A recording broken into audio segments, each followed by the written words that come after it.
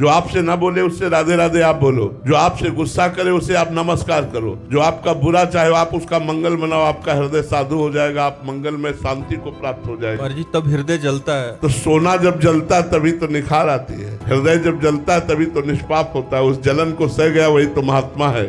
काम आया, क्रोध आया, ईर्ष्या आई, द्वेष आई, इसके प्रतिकूल आचरण करने पर हृदय जलता है। उस जलन को जो संभाल गया वही महात्मा हो जाता है। जी उसको क्षमा मतलब अंदर से प्रणाम करके या सामने से तो अहम में चोट पहुंचती है। तो अहंकार ही तो नष्ट करना, अहंकार में तो काम क्रोध लोभ राग द्वेष ये रहते हैं और किसमें रहते हैं? इसी घर को तो उजाड़ना है हमको। अहंकार रूपी घर को उजाड़ दो, निर्विकार हो गए, इसी महल में रहते हैं सारे दोस्त। अंतःकरण के अहंकार में ही ये जितने विकार हैं सब रहते हैं, उसी को तो नष्ट करना है। इसीलिए सबको प्रणाम करना है। सिय राम मैं सब जग जानी, करो प्रणाम जोर जुग पानी।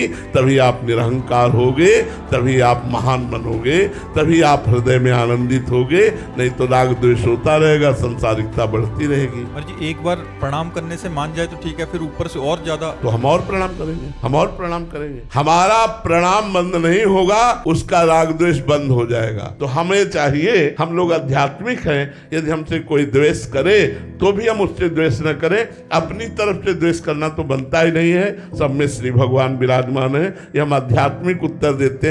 और ये कभी मत सोचिएगा कि यदि हम द्वेष करने वाले को क्षमा करते रहेंगे तो द्वेष करता ही रहेगा। नहीं, हमने आज देखा है वो प्रेम करने लगेगा, वो द्वेष नहीं करेगा, प्रेम करने लगे। क्षमा में बहुत बड़ी सामर्थ्य है और क्षमा सामने वाले को तुरंत बदल देती है। ये क्षमा आध्यात्मिक बल है, ये महान बल है। इसे सबको प्राप्त नहीं होता, सत्संगियों को प्राप्त होता है क्षमा करना। नहीं तो एक गाली दे तो दो गाली देने का मन होता है, जब एक गाली दे हम राधे राधे करके निकल जाए, यही हमारी आध्यात्मिकता है। क्षमा करना कमजोरी नहीं, बहुत बड़ा बल, बहुत बड़ा बल। क्षमा बलवान होता है, वो तो कमजोर होता है जो क्रोध करता है। क्षमा बलवान होती है।